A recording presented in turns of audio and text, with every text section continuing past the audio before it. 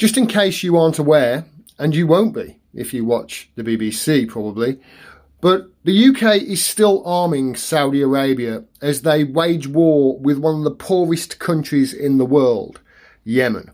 They are murdering innocent Yemeni civilians on a regular basis, and we are supplying them the weapons and the planes in order for them to do it.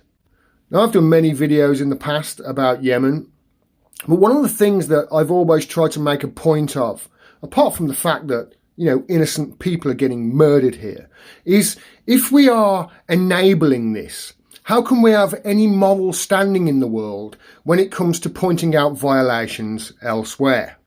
We'll talk about chickens coming home to roost. Watch this interaction between the BBC and Iranian professor Mohammed Marandi.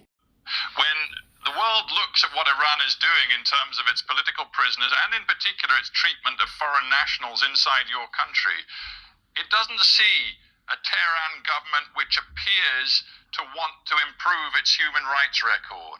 Please, let's not talk about human rights. Otherwise, we'll have to talk about Assange and solitary confinement and many other people. Let's not talk about human rights when your government, the Western governments in the United States are imposing maximum pressure on ordinary women and children, killing people. Let's not talk about human rights when Afghanistan, Iraq, Lebanon, Syria, Yemen, Libya, Venezuela, Cuba are all suffering under Western sanctions. There's nothing that the West can talk about when it comes to human rights.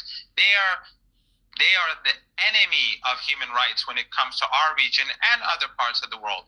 Start behaving like normal countries instead of being exceptional and calling your countries the international community and expecting Iran to abide by its commitments, whereas your countries do not have to abide by theirs. The greatest human rights violation, Stephen, is making ordinary people suffer, and that is what Western governments do. It's hard to disagree with Professor Marandi there, isn't it?